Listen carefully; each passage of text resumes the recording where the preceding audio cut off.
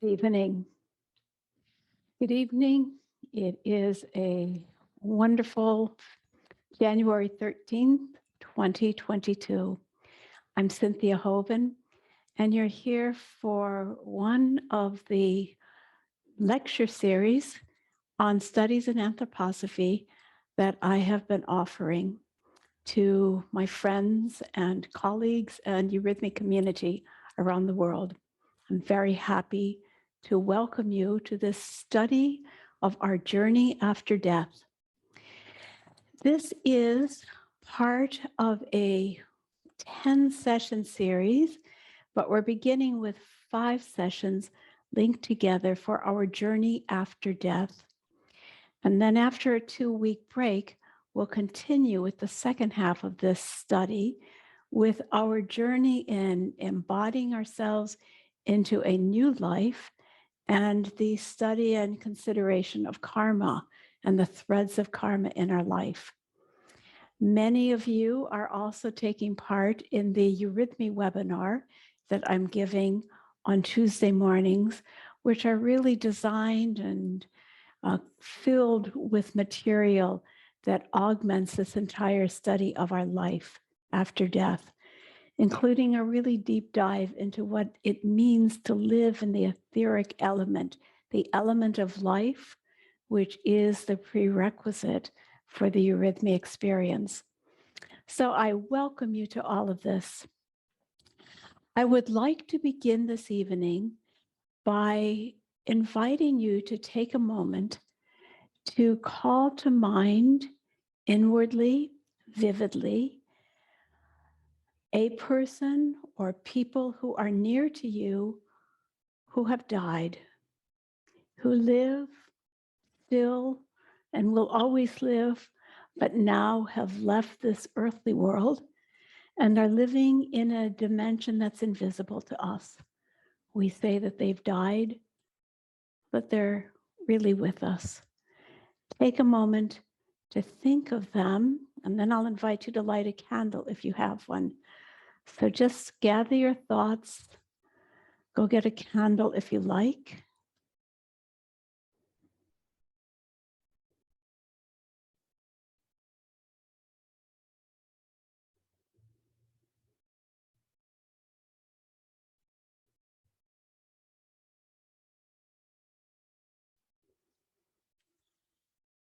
And I will speak the name of the person that I'm especially carrying tonight.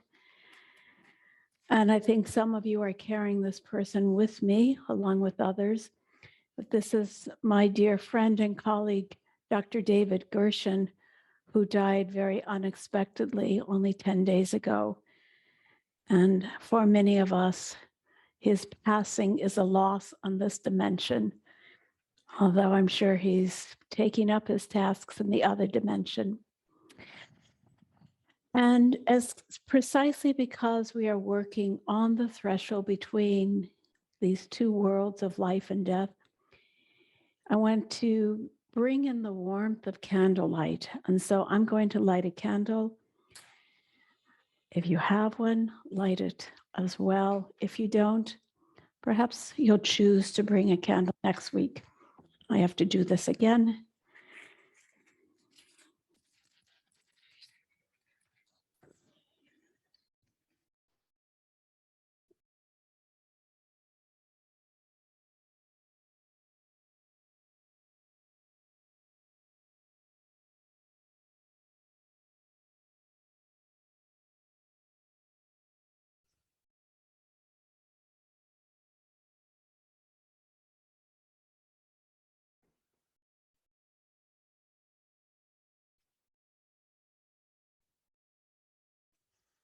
And some of you have worked already with us or in your own communities,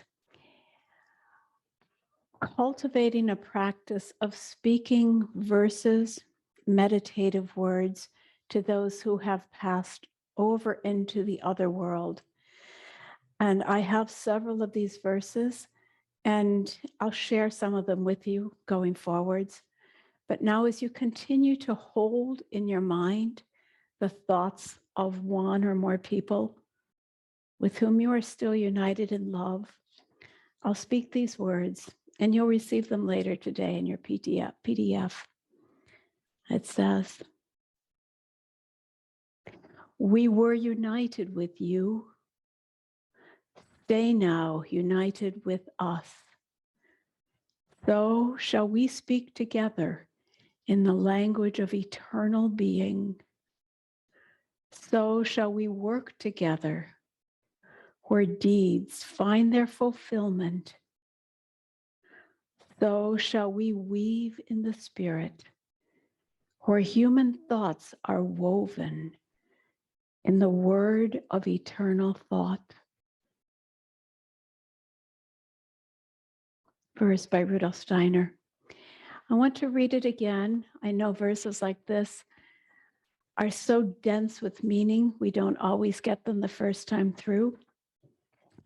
But I'd like to accompany this, even as you're thinking of your people, with the thought that a person who is not living in this physical world lives in what we call the world of verbs.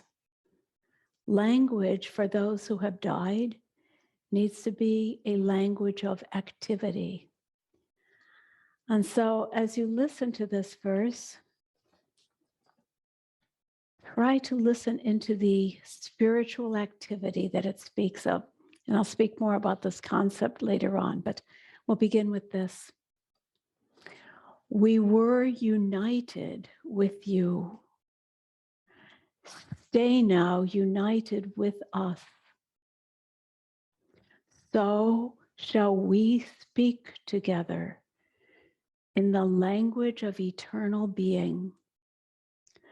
So shall we work together where deeds find their fulfillment.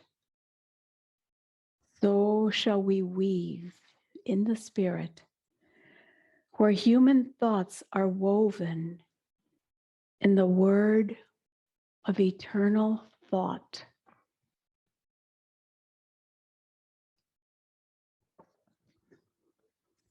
And even as I share this verse with you, friends, I'm quite conscious that some of the concepts in the verse are rich and full and not quite tangible on the earth. And that's the nature of meditative verses, where we have to find in our own souls how we can crack open the meaning that is inside the words. We'll work more with that later. All right. Why are we doing this course? Why did I choose to offer this? Those of you who have been working with me for the last year and a half know that I have been giving series of webinars, mostly eurythmy webinars, but this is the fourth or possibly fifth teaching webinar that I've given, lecture webinar. And this is one that I wanted to give for a while because a study of life after death and life before birth will really underscore the whole questions of existence. And as we wrestle with these thoughts and as we let them unfold in us, it gives us a sense of what it means to be a human being. What is life? And I would wager to say that exactly in this time that we're living in now, with so many big issues flaring up, quarantine, no quarantine, COVID, no COVID, social dissension, crises in the ecosystems, and so on, we are really called upon to ask the big questions so that out of the wisdom of these big questions, we can really deal with the needs of our earth, and we can really be firmly grounded. Our task as human beings is to be really incarnated in our bodies when we're here and be in right relationship to the spiritual world as well, so that when we die, we're feeding the spiritual world again with the fruits of our moral deeds. We have died before. We have died many times before. We have died before, we've been born before, and we will die again. And each time that we are born and died, the earth has changed. Each time when we come onto the earth, the situation on the earth is different. And in this evolution, this ever-changing experience of life in matter, our souls are maturing. We hear when we read the mythologies and the teachings, the philosophies, the spiritual work of ancient times, that people were not always afraid of dying. And we have very vivid pictures of that when we work with Rudolf Steiner's teachings, where he tells of the whole journey of how our very earth came into being. And for long, uncountable phases of time, we were more comfortable being not embodied than we were being embodied. And the particular issue of our time is that death seems to us to be so final. Few of us can see across the threshold, and I count myself in that. But I've worked so deeply with these thoughts that Rudolf Steiner gives to us that I have a deep understanding of what happens after death. And that illumines my whole capacity to work with anthroposophy. I am not afraid of dying. I hope you're not either. We must learn to live on both sides of this door.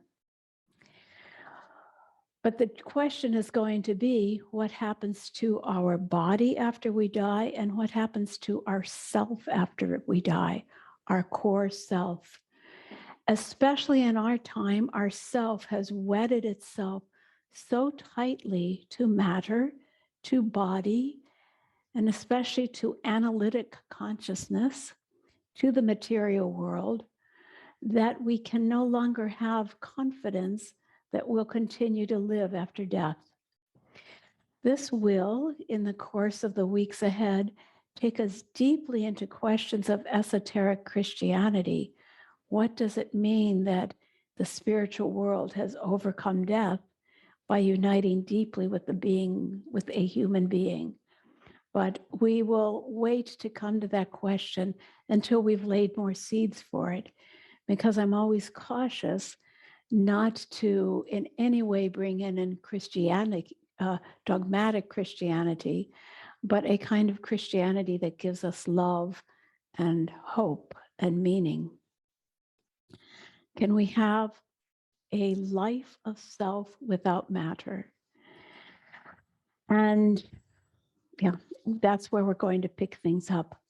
What is the meaning of life? So this question will illuminate our entire Earth existence. We are in fact surrounded by those who have lived and by those who have died before us. Those beings, those friends and teachers and loved ones who are right now moving in another dimension, a dimension of the spiritual world. Some are still distancing themselves from the earth, and some are preparing to be born. And we are all woven in community. And one thought that Rudolf Steiner gives us is how essential it is that we cultivate a relationship to those who have died. Otherwise, our earth loses sources of spiritual vitality that we need very much. But in any case, our life is only one part of this immense universe that we're part on, that we're woven into. What is the meaning of this time that we spend on the earth? We're not really here, I think you'll all agree, we're not just here to acquire wealth or power, nor just to indulge in pleasure, although I firmly advocate that we should have joy in life in all things, giving thanks for the beauty of this planet that we live on. We're not here to have adventures, although I firmly advocate having adventures, but we're here for the possibility of becoming spiritually whole. And we learn then that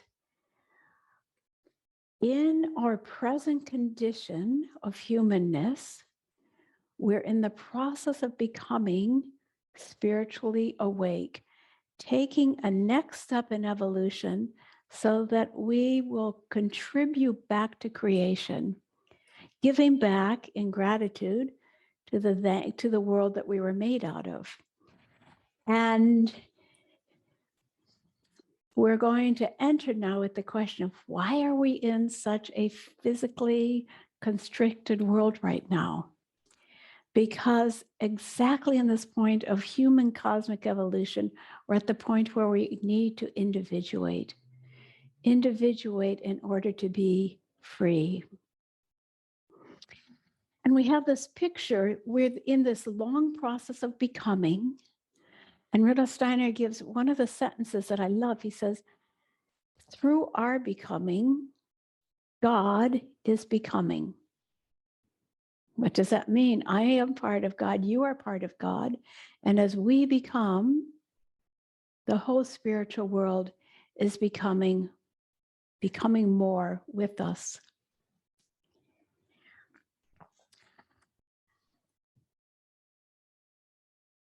All of creation is fundamentally being, which manifests itself as states of consciousness.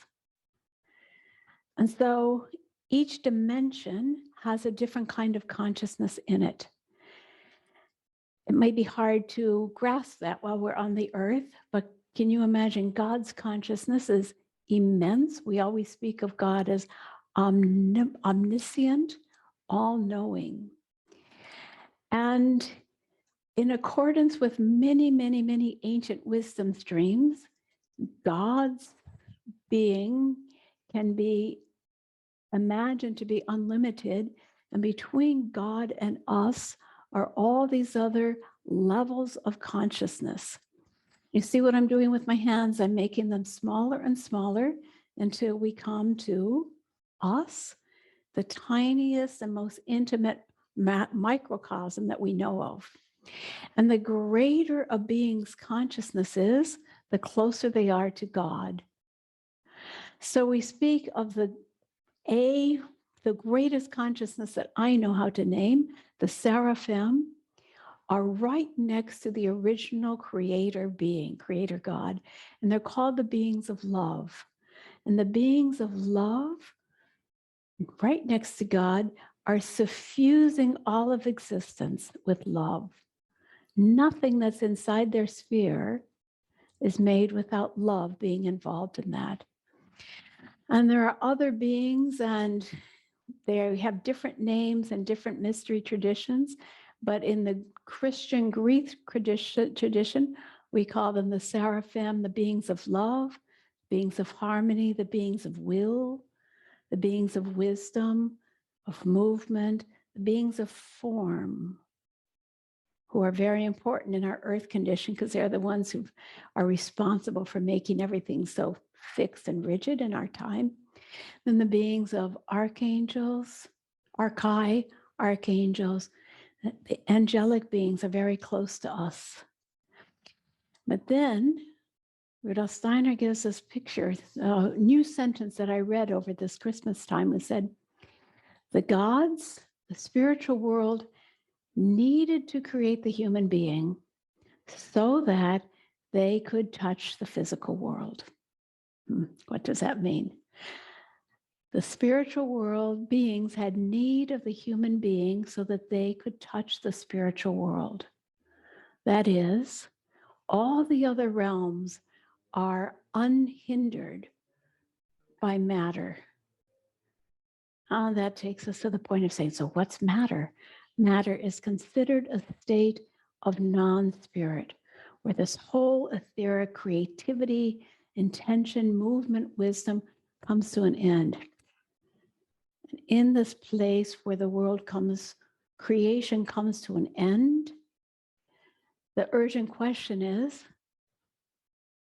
can spirit live and survive in a state where our environment is so filled with death that we can deny God? So filled with death that we can deny God. And Rudolf Steiner gives us this wonderful picture. Only by that can we become free. Because we are free to say, nah, I don't care about God, just my pleasure, my power, my being. The only reality is what I can see and touch, what comes into me through my external senses. And for a person who believes in that, the journey after death will be a very difficult journey. A person who has allowed their vision after death to be so constricted that they won't even ask to see the spiritual world will have a very hard time seeing the spiritual world after death. They will be as if blind. And Rudolf Steiner speaks directly to this and says, some people will say, I'm just fine with my life the way that it is, perfectly content. Why should I bother with solving questions about living and dying? What does that matter to me? I'll find out about it after I die. And Rudolf Steiner shifts that perspective and says, you won't. You won't. Because if you have only been a materialist, when that material substance disappears from you, you don't immediately have an awakening and say, oh, now I get it. No, at that moment you say, I can't see a thing.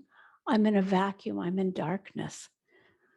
I don't understand how to be present in this. It can be a very frightening experience. And these are things that we'll start talking about later on tonight, but mostly beginning next week. And here I'll underscore this. We actually can only have answers to the questions that we ask. So this is something that we know in our normal life, isn't it? That often if we can't understand something, but we're content not knowing it, we don't have a question, we don't want to know more, we won't be growing our understanding. It's as if we have as if we're blind for that level of understanding, of knowledge. And Rudolf Steiner says that's what it's like for a person who dies and isn't asking the questions about the spiritual world. Let me give you another way of looking at this question of how we as humans need to grow our consciousness. As I said, on this earth, as adults, not as children, children still live in magic land, but as adults, we're so trained and developed in our analytical thinking, in our passive and receptive thinking, that hopefully we function really well on the earth. But when we go to sleep, we lose our consciousness. Why? Is that the only way that it can be? A person who is an initiate, who has really trained their consciousness through meditation and disciplined inner work, can sustain consciousness through their sleep. And here I'm not talking about dreaming. I'm not even talking about lucid dreaming. I'm talking about a sleep consciousness in which we go back into the spiritual world. We go back into the planets. We go back into the constellations. We go back, approaching the realm of the Godhead, back into the worlds where we are when we die. Not in its complete majesty, not in its complete universal wisdom, but we go into that sphere. If all goes well, that's what we are doing when we're in deep sleep. When we're dreaming, we're kind of nestled on the boundary between the spiritual world and the physical body. And in dreams, we have a kind of vague consciousness. They're not necessarily high spiritual thoughts in the dream world. But when we pass through the dream world and go into deep sleep, we're entering a real world. I'm not strong enough to sense that, and very possibly you're not either. But that's one of the steps of cosmic evolution, of spiritual evolution. And how is it with meditation? In meditation, we develop the capacity to go deeply into other realms, to experience the reality of spiritual thought, to experience spiritual beings who are surrounding us. But to do that, we have to let go of our analytical thinking and develop another way of experiencing different dimensions of consciousness. These are the experiences that we have after death. In a way, the practice of meditation is already a practicing and developing the capacities for understanding and perception that we have after we die. So continuing back to the story of man's evolution and life after death and rebirth, we can think of our journey as spiritual beings as arising into the spiritual world when we die, and then a descent back into our bodies for a matter of decades, perhaps, and then a dying again and a rising back through realms of soul to realms of pure spirit, and then a coming back again and being born into matter. And again, a rising and an embodiment. And perhaps if the idea of reincarnation to you is familiar, this will be quite obvious. But for some people, the idea of reincarnation is rather shocking in the Western world. But why do we reincarnate? It's so that we can have these different experiences that we have in each lifetime. As I said, every time we come back to the earth has changed. There's a different mythology, there's a different story of creation. People have different understandings of gods and goddesses, different societies, different relationships to the earth, different relationships to magic, if you will, to animals. And that's saying all that there are even more differences in our relationship, for instance, to animals and plants and to our profession. Every lifetime is something else. And in my own words, I'll say the more variety of experiences we have, the more our understanding approaches that of God, who understands everything. We should aspire to attain a universal consciousness. And that will take a long time. A universal consciousness with compassion and love and morality and freedom. And where we're able to individuate ourselves, find our way back, find how to give back to the world in an appropriate way, to the spirit. And so with this journey, I said that we're back on the earth for a matter of decades. And then we have the picture that we leave this earth. We'll talk a lot more about this later. I'm just laying the foundation for this now. After death, we rise through different levels of consciousness. I'll come back to that in a moment. We rise through different levels of consciousness and go back to the original Godhead, if you will. And then come back again to the earth. And archetypally, this rising and falling back into spirit or descending again from spirit into the earth, says Rudolf Steiner, should take 1,000 years. When many people hear this, including me, it was quite surprising because other teachings would have us believe that we come back every 20 years or every 50 years or every 100 years. But the purpose of this leaving is so that we can, I'll use a word, my own word, we can be turned inside out. We can go back and lose ourselves or open ourselves back up to spirit and be filled with, and I use this word intentionally, with the archetypes of the Creator, the archetypes of the zodiac, the 12 signs of the zodiac, the powers of the planets, not just as mechanical powers, but the beings, the divine creative beings who surround our earth at all time, who have made our bodies, who have made our organs, our metabolism, whose archetypes live in our souls. We open ourselves to all these archetypes when we die, and then imprint the gifts of our life upon that. And then when we come back into the earth, they form the conditions in the body of our next life. A person, again, we'll look at this some other time, but a person who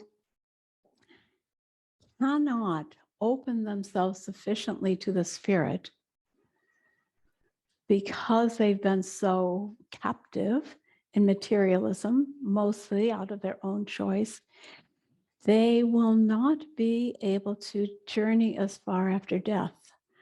In some ways, paraphrasing Rudolf Steiner, they almost become prisoners of the earth because they can't open up. And we have the picture that in some cases, if people really can't get far away, they are forced to come back and seek incarnation again soon. And they will not bring with them a robust vitality because they haven't been able to touch those archetypes. And so that can be a cause of ill health in a lifetime or of an incapacity to really think well. Can also bring the situation that a person can be especially lonely in a lifetime because they fall out of harmony with their so-called karmic or destiny group. And so everything that we do has its repercussions in what we're doing. So then, let's go back into speaking some more about this. As we go into these different lands, into these different experiences after death, you know that our modern, I'll speak especially about the modern church Christian way, but because that will be familiar to many of us, but we can overlay this on the philosophies of most modern religions. There are stories that one maybe goes to heaven and then plays the harp. It's not quite exactly true, with great angels flying around, or that one goes into hell, where a red devil is with a pitchfork is throwing people into the fires or whatever. Those similar stories are found in the Tibetan Book of the Dead and so on, that there are real phases of torture and torment after death until one reaches some sort of nirvana or realization. And all of these have an element of truth in them, but I'm very grateful to Rudolf Steiner that he brings that into some more clarity. And I'll begin here. I'll take a first introduction to that by saying, we don't exactly go to a different place after we die.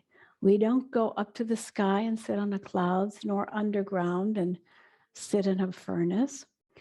Nor do we, and this is important, nor do we go to another planet and say, I've had enough of the Earth. I want to go to, I don't know what, the planet of Shambhala or something where everything will be good and I don't have to worry about mortgages and so on. No, none of that. After we die, we have, our journey is a journey of maturing consciousness. So we don't go to a place, but we try to evolve our capacity for perception. So bit by bit, I'll go back. No, I'll start here. Bit by bit, we have to unbuild everything that we had experienced on this earth. We have to relinquish it and let go of it. And then in this relinquishing, we can begin to have more delicate perception. I can begin by saying we practice something like this if we go and walk in nature. And we're surrounded, for instance, by plants, perhaps beautiful plants. Perhaps you live in Hawaii or in the tropics and you have these fabulous plants, perhaps simple plants, even chickweed. It's possible to just look at them as simple phenomena, lacking a real appreciation or understanding for them, or you can discipline and train yourself to feel the life forces of that plant. Then you can start to feel the spiritual life. You can feel and sense the etheric world. This is a very first level of spiritual practicing that we can do, that you should do, that we can all do. Practicing, experiencing the etheric life. That capacity will already serve a person after they die to learn to feel things, the vitality of life around them. And I bring that already here and refer back to what we did on our Tuesday eurythmy class, in which I pointed out that in the art form of eurythmy, we're really sculpting in the physical world. We're sculpting forces that have made the plant, that have made the natural world, that have made our own bodies. And those who have died can actually see us when we're doing eurythmy, because we're living in the element of life. And in a similar way, when you think a poem or a verse or a prayer to someone who has died, you must think it in life and not just think it as dead words. So the first level after we die is to open up our capacity to be in this etheric world, this life world. I'll come back and speak more about that one a little bit later. And then we gradually will move into higher worlds. And the first and the rather long part of our journey is to pass through the soul world. And in the soul world, we have to deal with the things of our own soul, the things that live in ourselves, the things that have been born in us through the life that we just lived. And in fact, things that we bring into the soul world that are not clean and pure or not very highly evolved are a kind of poison to the spiritual world. And here, I'll bring a little perspective that we'll study again next week, where we learn, again, from the work of Rudolf Steiner, but this is in the lectures that he gives to the Waldorf teachers, that a child enters the world from the spiritual world. And in the spiritual world, the manner of being is what he calls pure sympathy. That is, perhaps means the sympathy of loving relationships, but it also means a condition of purely open being open to everything else, even as a flower is, just opens its heart and the sun pours into it. That's how we are conscious in the spiritual world. We open and we let another being, another human, another angel, another experience come and live inside us. And we have no boundaries, and we need no boundaries. But when we live on the earth, there's a completely different law that we need in order to gain self-awareness. And that's the law of what we call antipathy. And so we see a young child going through this as gradually they come out of the state of perfect wonder and start to focus their eyes, touch right side and left side, and then begin to argue and say, no, no, no. And they begin to experience the laws of the physical world, the laws of rationality.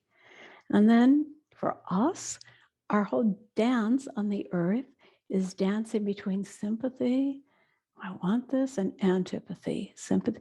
Our entire life is spent on both sides of this threshold, and both are good. It's not that the antipathy is bad or the sympathy is good, but we have to learn to dance between relationship and interiorization, individuation. But when we die, what we have to do is get rid of that antipathy because it's poison to the spiritual world. It's of no use. And so bit by bit, all of this has to be renounced, relinquished, purified. And that can take decades, many, many decades. And our difficulties in doing that determine the kind of life that we'll have after death. And we'll speak about that then in the coming weeks as we travel through different levels of consciousness. And these correspond then to what we call the spheres of the different planets. So we speak about our beingness growing and growing, but what's growing is our capacity to understand more as we become increasingly subtle and sensitive. After a while, decades perhaps, as we've learned the rules of the game and we see how much of what we have become is allowed to go through the doors into the future, we learn that some of the things that we've done wrong in a lifetime have to be left behind, and that determines the karma for our next lifetime. We're helped with this journey by our guardian angels, by the spiritual world that will allow us to keep going. And at a certain point, we go beyond what's called the soul land and go into spirit land. And really, not everyone is able to have consciousness on those spheres. Some of us have to be carried by kind guardian angels to get through these other realms. But hopefully, our morality has been enough that we are acceptable to the great spirits of the world, and we can go to the starry worlds and be healed and come back to the earth. So let me take a drink of water. We've done a lot already with this.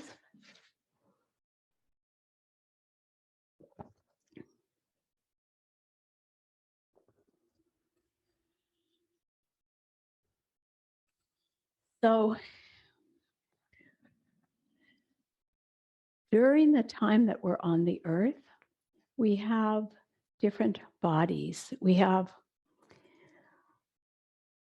We're not just a bit of consciousness inside our bodies.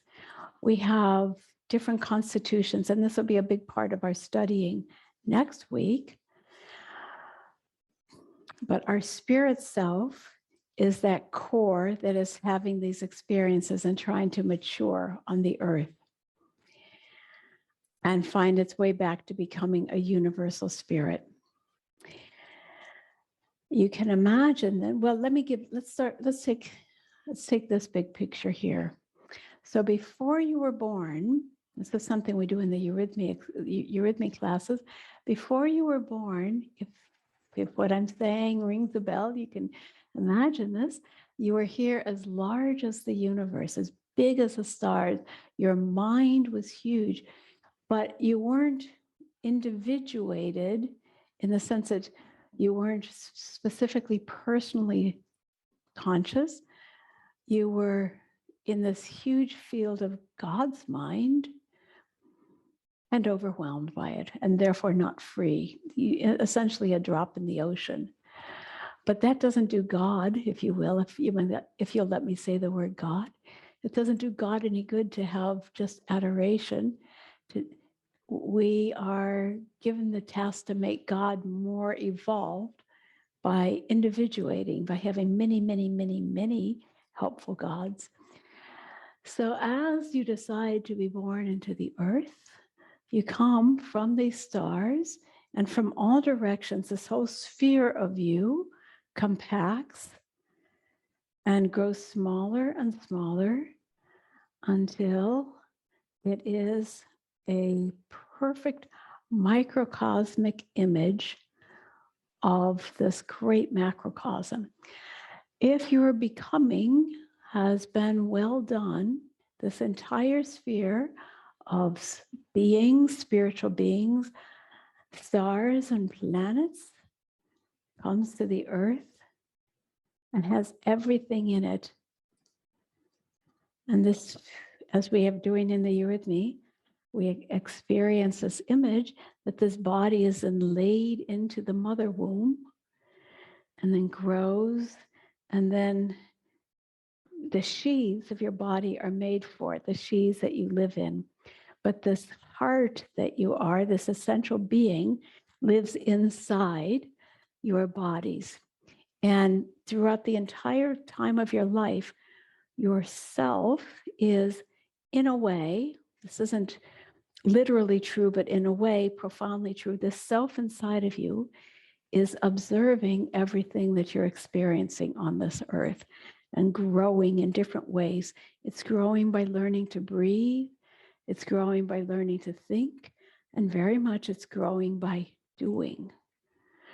And the essential thing of a lifetime is what you do, not what you think. Your thinking is, in a way, irrelevant, but whether you do deeds of goodness in the earth.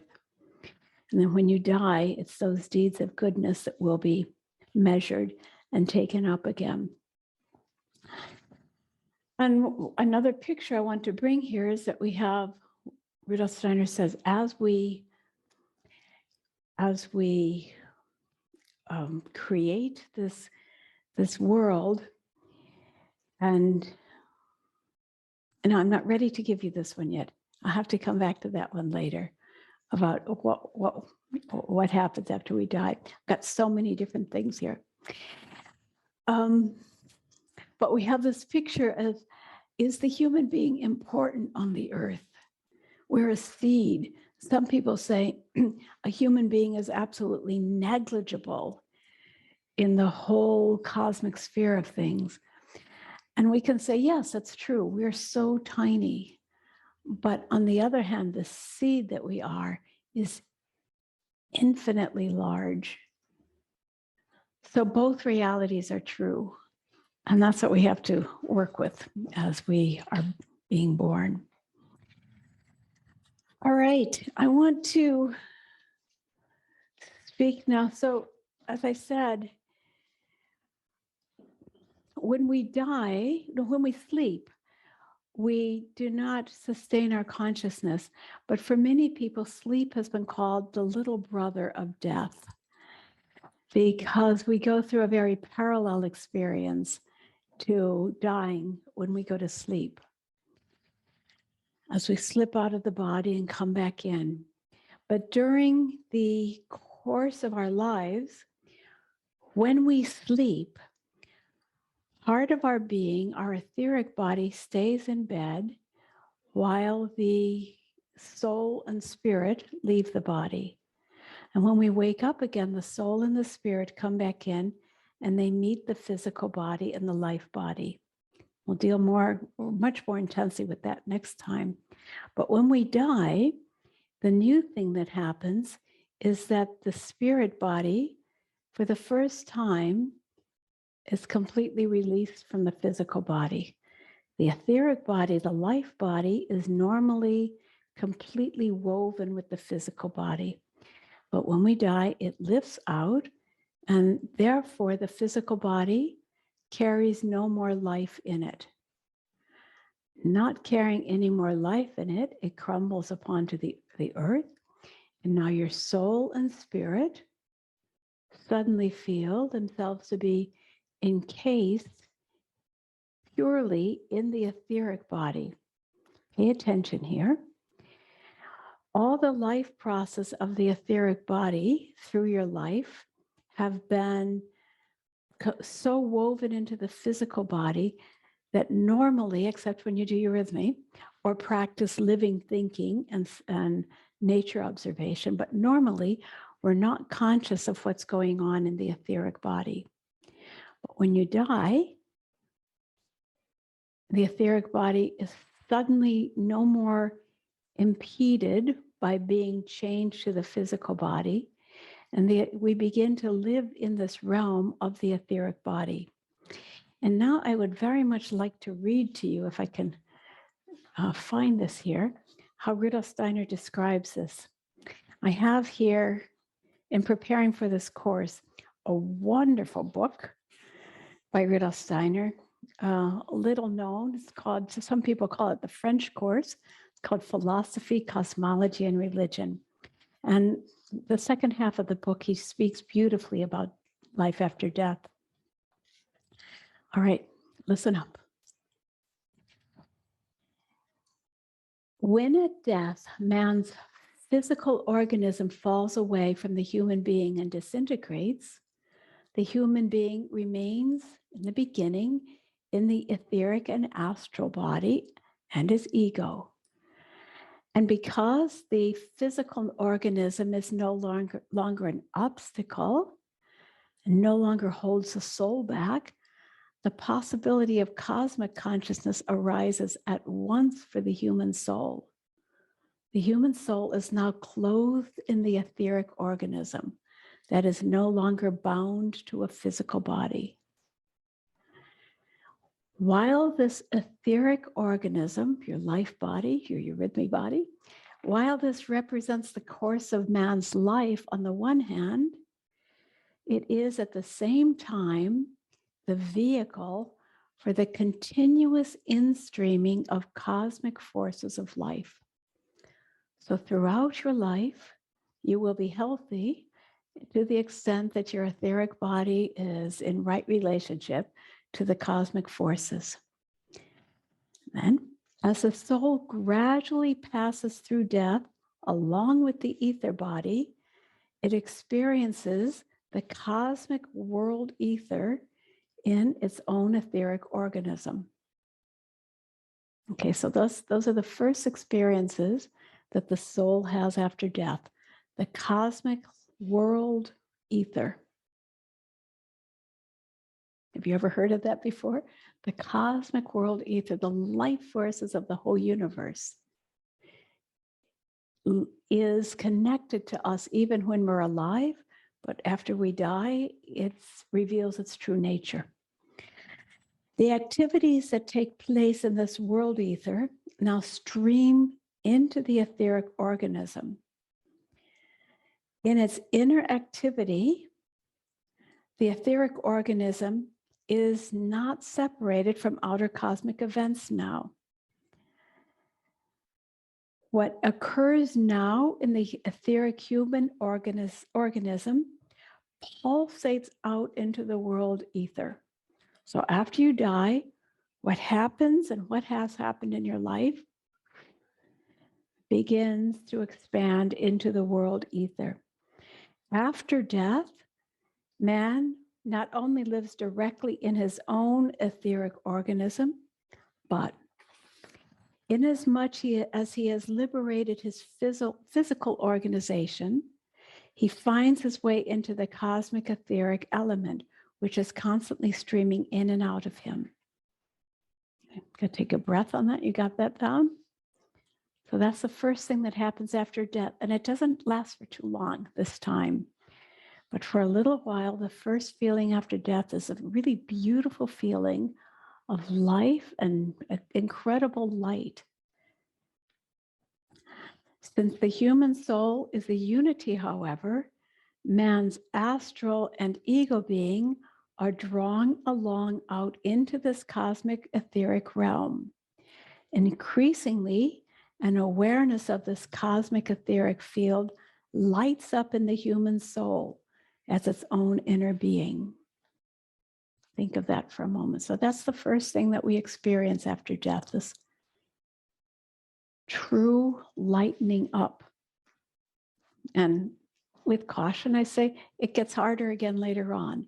But in this very first phase, experience a great divine joy.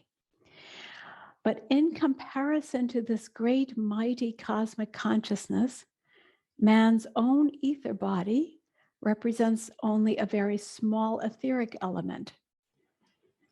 And the cosmic ether actually lives within this tiny etheric element. For this reason, man's own etheric experiences, which were held together again and again by his physical organization, no longer have any significance in the great cosmic ether with its cosmic consciousness.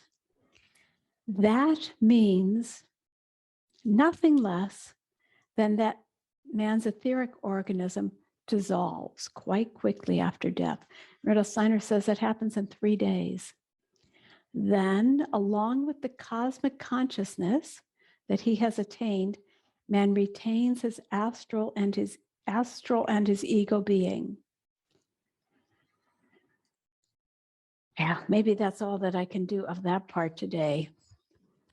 And so Rudolf Steiner says, in that time, as we experience this light, there's one other thing that we get to see, and that is, I need to describe this a little bit better. I think some of you are aware of this, but our etheric body is constantly working with our metabolism and our inner life processes for the whole time that we're alive. But there's also in the human being part of the etheric body that is not just doing metabolic work, but is also available for seeing mental pictures. So when you do a mental imagination, you're practicing holding a picture in your etheric body, not in your brain. It's not at all in your brain. It's in a part of your life forces that have been, so to speak, freed from their metabolic function.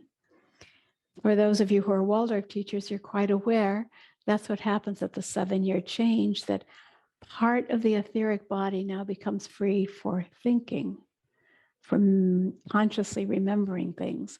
And so truly, throughout your entire life, all the memories of your life are inscribed on your etheric body. So, although you can't see it, you have a whole, I'll use a simple word, a false word, but like a whole movie in time of your etheric biography, of the biography of your life inscribed in your etheric body. And after you die, what you see are all of the memories of the life that you've just lived. And that is called the tableau. And I know many people have heard of that, where many people say, my life passed before my eyes in a near-death experience. That life passing before your eyes means suddenly the etheric body is freed and the astral body and the ego can read all of those pictures. So that gives us the first experience that we have after death. I'm not going to go on with any more experiences tonight, but I am going to speak just a tiny bit more tonight about what happens as we approach the threshold of death. As probably we all know, during youth, we become more and more impassioned if we're healthy and if life is pretty good to us, more and more incarnated and invested in our life and our earthly responsibilities until the middle of our lives, our 30s, our 40s. By the time we get to our 50s, most of us notice that we're not ambitious in the way that we used to be. We start to change our priorities, start to have a little more wisdom and a little less desire for physical fulfillment. And bit by bit, we step into the realm of being an elder, being a wise one, no longer wanting for ourselves, but hopefully wanting only the best for the evolution of the earth and for humanity, and to a great extent also, especially for those people that we love. But bit by bit, we become less attached to the earth. And this is all a wonderful preparation for death that will eventually come, until some people become senile because they are no longer working into their bodies. Some people no longer eat. There's many ways in which this detachment happens. And that's all a preparation for letting go of the earth after we die. But there are more and less healthy ways to go through this, as you know. And yet, the journey into the world of non-matter will always be shocking. And I find, I have a poem here by Rainer Marie Rilke, Rilke, who many of you will know of.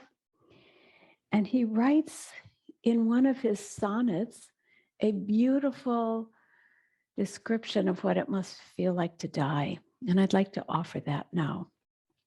Bring it again next week. But he writes, "Of course, it is strange to inhabit the earth no longer, to give up customs one barely had time to learn, not to see roses and other promising things in terms of a human future, no longer to be what one was in infinitely anxious hands, to leave even one's own first name behind, forgetting it as easily as a child abandons a broken toy. Strange to no longer desire one's desires. Strange to see meanings that clung together once floating away in every direction. And being dead is hard work and full of retrieval before one can gradually feel a trace of eternity."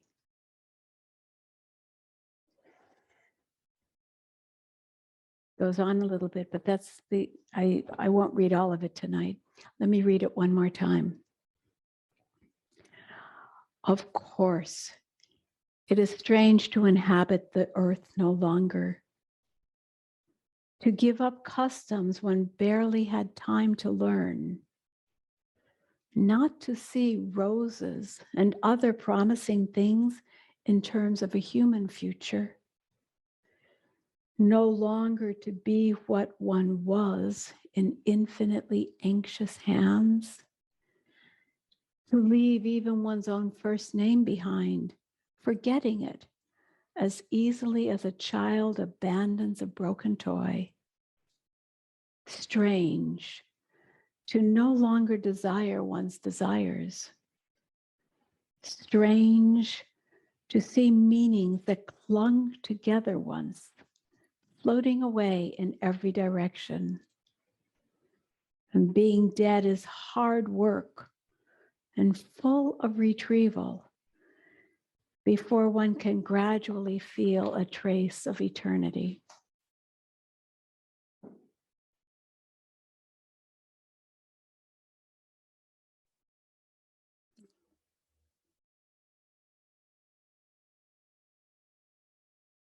And then begins the journey through the soul land, letting go, purifying the soul as our moral integrity in life is assessed.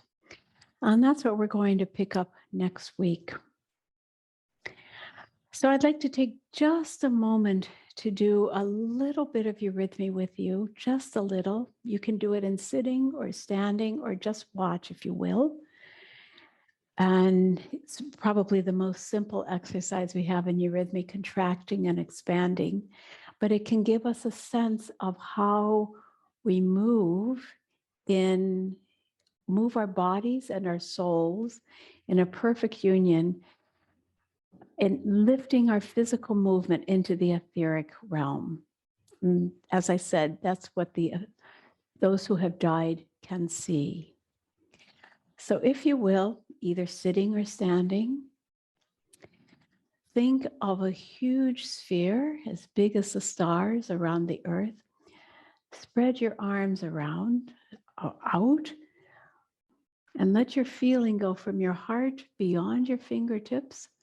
But you're not only going through your fingertips, you're going beyond your head, below your feet. Your whole aura is as big as the stars. And in order to sustain that, you have to feel how you're holding that center in your heart. I don't want you to just look up and flip out. Hold your center and touch this greatest possible sphere and feel, I am in God. And now, as happens before you were born, from all directions, here through your hands, but also up through your legs and down your head, and this whole sphere contracts and contracts until it lays inside your heart. And very quietly feel, God is in me.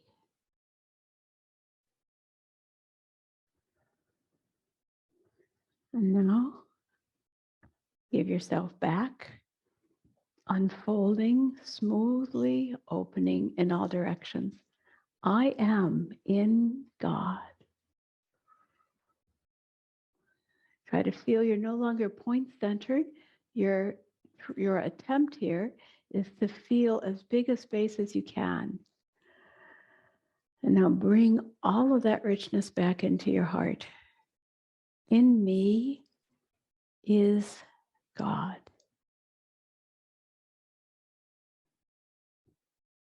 Turn it out. And what is, I said, etheric movement? What is it? It's the smooth unflowing or unfolding, moving through time. Open, open, open, open, open, and go beyond. And return. This is the lawfulness of the etheric world.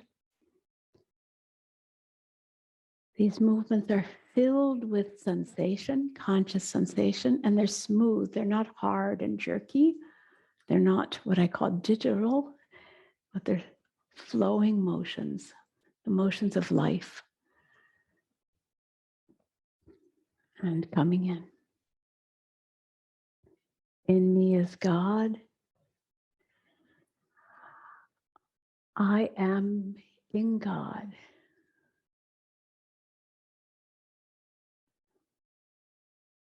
In me is God.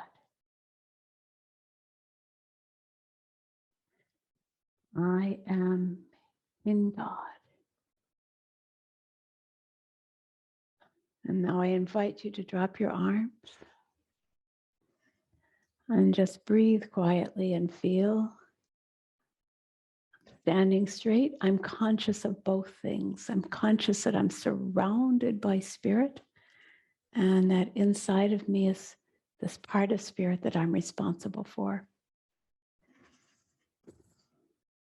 All right. So at this point, I would like to accept questions. Perhaps some of you, I mean, it's been a really full hour and 15 minutes almost. Perhaps some of you are just ready to leave, but I will host questions from the rest of you.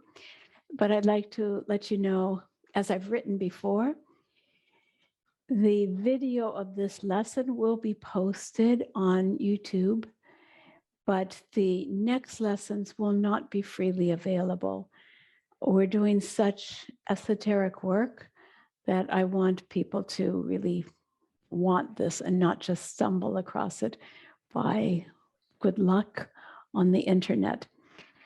So at the end of this lesson, I will process the video, the recording, and then I'll post it on YouTube, and I'll send to everybody an email that will have the link to the YouTube, also a link to some of the lecture notes that I have, also a link to the titles, or a list to the titles of books that I could recommend to you by Rudolf Steiner, the name of the distributor, and also how you can get them online as a free online resource.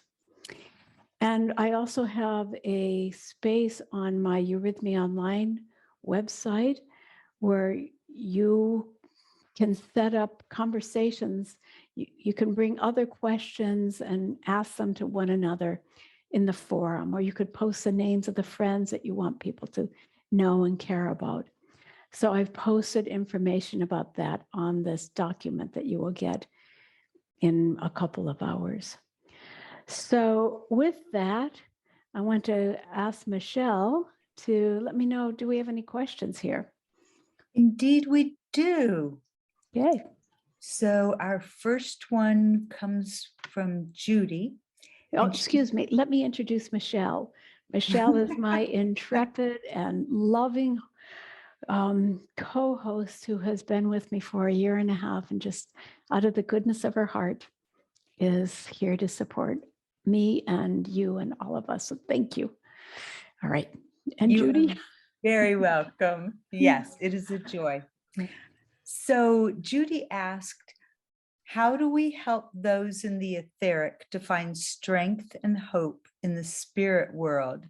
I understand through reading particularly St. John. I'm going to begin by saying, I think you don't necessarily just mean in the etheric, but I think your question is, how do we help those who have died? Is that correct?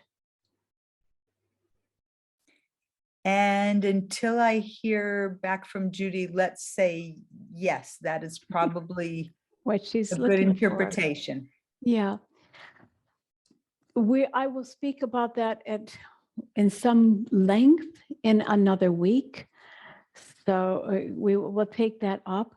But in fact, it's really, Rudolf Steiner really emphasizes how important it is for us who are on the earth to cultivate a relationship to those who have died.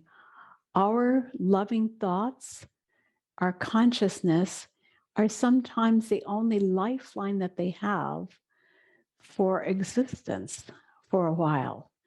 So they want to know, and through our reading things like, very especially the Gospels, the Bibles, with understanding, and the work of Rudolf Steiner, and these lectures that I'm recommending to you, and these verses, by doing that, they are attracted to our presence, and we can help explain to them what they're going through.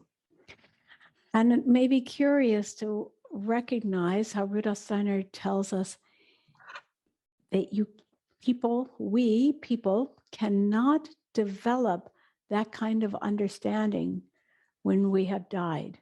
We have to develop the understanding of what we're going through on this side. And if we haven't developed it, we won't have the capacity to do it on that side, but we can be helped by other people on the earth who keep throwing out lifelines to us. In addition, there are some human beings in that other realm and some spiritual beings who will reach out and help those who have died. So it's not entirely hopeless. But your question was, how can we help? Once a week or every night, but once a week, take some time, light a candle, think of them and think towards them. We'll talk more about that another week. Thank you. Mm. Okay, Shashi asked, the life tableau, does it appear as images in the etheric? Yes, it does. Yeah. Okay. And then the next question is, what are the best, and in quotation marks, things to do for a person that will soon leave its physical body to prepare for the journey? I am so much looking forward also to one of these sessions where I want to tell stories together and invite you to bring some stories about people who have died. A really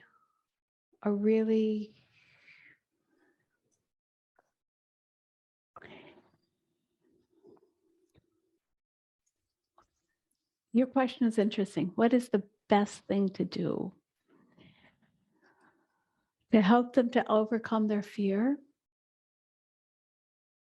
To help them to say a loving goodbye to the world? To try to perceive if there's anything on this earth that they still feel has been unfinished, and see if there's anything that you can do to help them to finish that so that they can leave in peace. That's the best thing. We'll talk more about that in a week or in one of the weeks to come. Stories of death and dying, and many of you might have that too. But the easiest, concise answer is create possibilities of peace for them. Yes. And if they have questions about life after death, you can gently prepare them. And yet, even as a person is getting ready to die, we have a moral obligation to let them be free in their own world perspective. But if they're ready to hear what you have to say, then you have, then it is ethically correct to tell them all that you have to tell. But if they don't want to tell, you can only point in those directions. So it's almost always good, though, to read with them the sacred texts that they prefer. Yes. Dana asked, how can we help a relative that has died that has had a mostly materialistic viewpoint, especially if the person has been dead for 20 years or so? Right? Right. By 20 years on, that person is not so accessible anymore. That person, and again, I beg of you permission to let these pictures unfold in the weeks to come. I can't bring it all, or I don't want to, because then it's just kind of snippets. But by 20 years, you can still think loving thoughts to them, but they're no longer so accessible to the earthly way of reaching them. You can still pray. You can still hold their picture, bring out their pictures, send them loving thoughts, and perhaps if they are still near enough, and if you have had a loving relationship, or if there's some forgiveness that's ready to happen, and you're ready to acknowledge with them that they are ready to change, just your gift of love is going to help them a lot. Take that candle, create pictures and images of them in your mind, and bring them in close.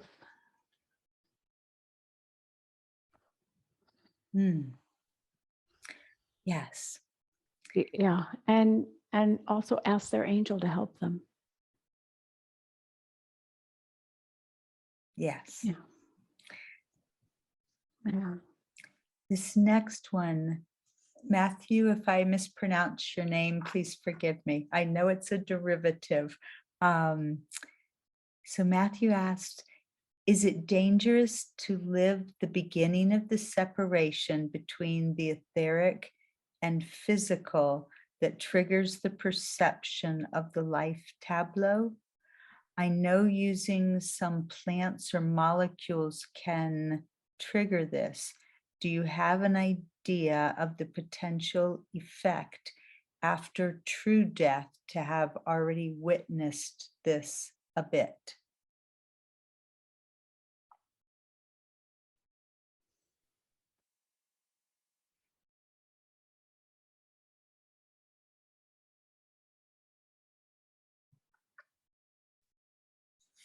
Yes and no. I know I have some knowledge of that. And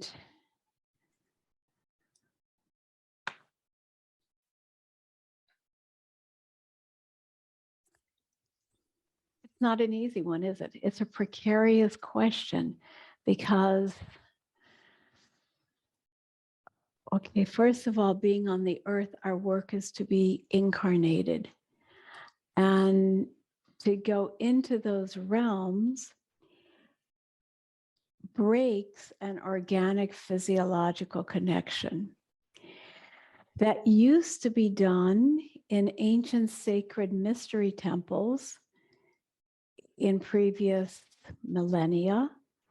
That was the way that initiations were done in Greece, ancient Egypt, and so on.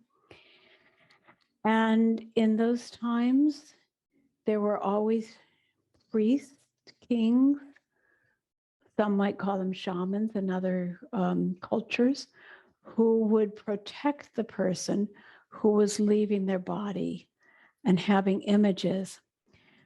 And then the person would be called back and would relay what they had experienced in that super sensible state.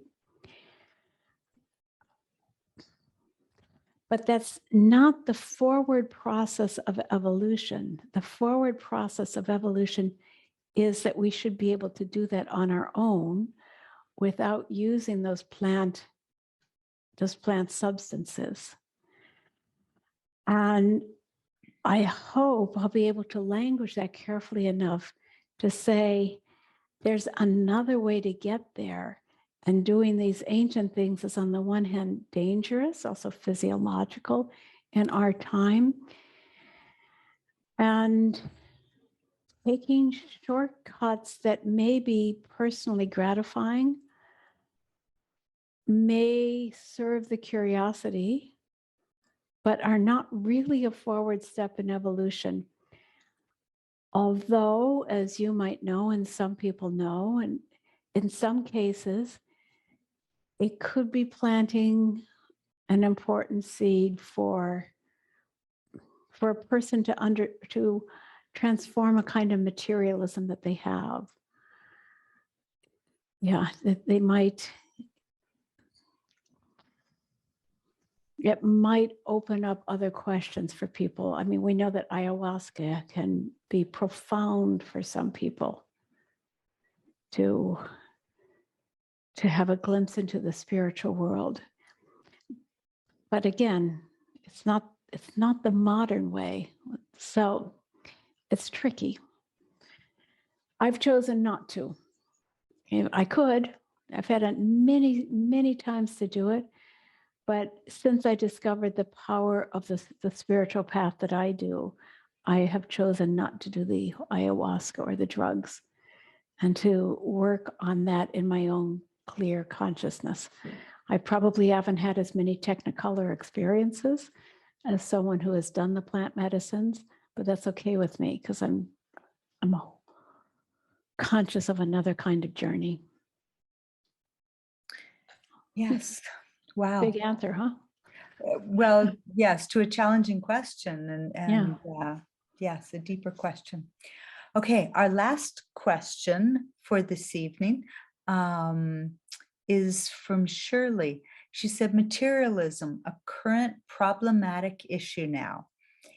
Any anthroposophical ways to lift us from being materialistic, meditation, practice biodynamic gardening, lessen the dependence on electronic gadgets and devices?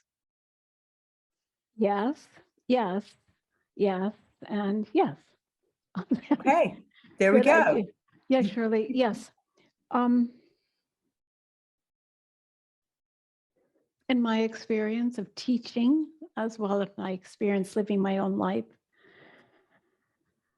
the wisdom of anthroposophy has really shown me how to discipline my thinking, my consciousness, so that I'm asking different questions in life, so that I understand what my materialistic thinking is, what my materialistic addictions are. I try ever more to think clearly, to be spiritually conscious. And a tremendous path is I'll use the word yoga, although maybe in an unusual way, but the Raja Yoga, the way of really training the mind for presence. Then you can really overcome the addiction to materialism. Wow. Well, this has been a very full and rich evening and conversation. Thank you so much, Cynthia. Thank you, Michelle, first of all, for being my steadfast helper. Thank you to all of these beings. And thank you to all of you who have joined this project, and also very much for your support that makes it worthwhile in this energy exchange that you helped me to ground and enabled me to do this work. So thank you. I have a candle here. So do you. And with all great love to David and my other friends, I will close my evening with this. Keep yours on or not as you like.